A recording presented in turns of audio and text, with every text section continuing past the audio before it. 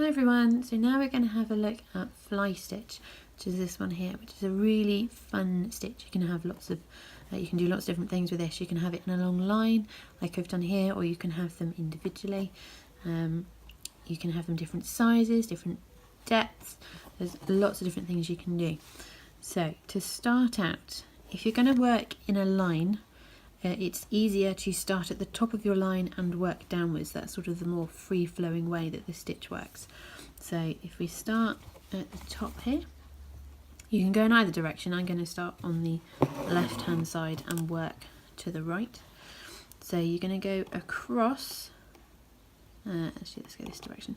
You're going to go across, so the width between the 2 points, and then pull down a little bit like the start for a detached chain stitch, except this is a really wide and open one. And then between those 2 points you're going to make a sort of a V shape, and this is one of the ways that you can make any different. You can either have a really shallow V or a really deep V, depending on what you're trying to create. You can make this a start of a flower. Lots of different things you can do.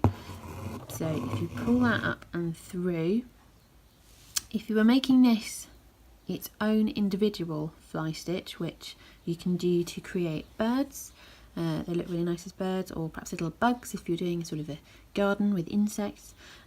What you'd do is, like a detached chain stitch, you would just secure that on the outside and bring that through, and then that would just hold that in place as its own little stitch.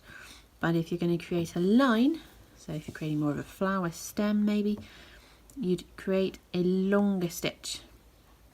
So if you come down, you create a long stitch there, and that can also, you can just leave that as it's on its own. It looks quite nice.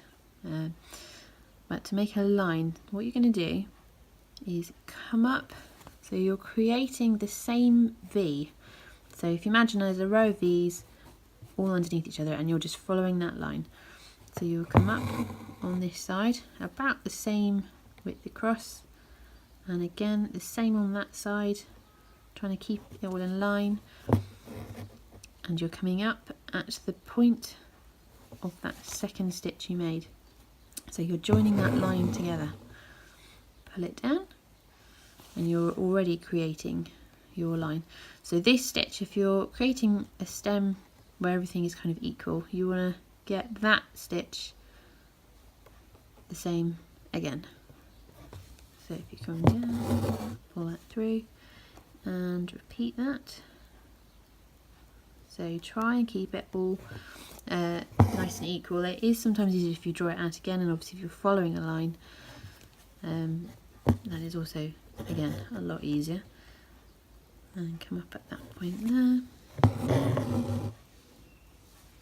So to finish it, you can just pull that through, or you can stop it right at the end if you don't want a sort of a final stem. You can also make it smaller if you want to do different sizes. Perhaps you want it to start out really small and then get quite wide and fat at the bottom, if you're creating a branch maybe. So that can come down like that. So if you were doing one on its own, just again to show you, you make your normal V, make it however deep you like, and then you're just catching that loop on the other side, on the outside of that thread. So this, you can use this as a filling stitch. It's quite an interesting filling stitch. You can do that. You can create a cluster of birds in the distance. The sizes, if you make the wider ones, they'd appear at the forefront. The smaller ones would appear further away. But this is a good, fun and quite useful stitch to know. There we go. Have fun.